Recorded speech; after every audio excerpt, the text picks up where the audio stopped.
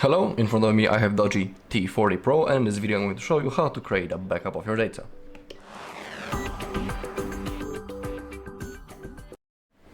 Okay, the process is really easy. Basically we have only one method of creating a backup on this device. So to do it, open up your settings. Now scroll down until you find System and find Backup right in here. So to create a backup, we will have to use our Google account. So if you're not signed in, you have to do it.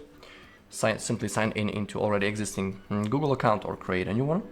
And now we have to select photos and videos and other device data. And now click on Confirm. Okay, if you see this icon, same thing on the backup details, that photos and videos and other device data are enabled. So that is okay. If they are not, you can manually tap on them and enable them right in here when it's in the place where it says backup. And same thing with other device data. Okay, down below we can see our Google account that we are currently logged into, and on that account, in the cloud of it basically, our backup will be saved and stored. So let's say that we want to restore our backup later in the future. So we'll have to sign in into the same Google account to restore our backup later in the future. So we need to remember about it. Simply don't forget your Google account, your password, and everything will be okay. So down below we can also see the backup details when it comes to other data. So our messages will be saved, our call history, device settings, and apps and app data. Now to create a backup, simply go back and hit this green button, Backup Now. The process will now begin, so we need to wait a little bit.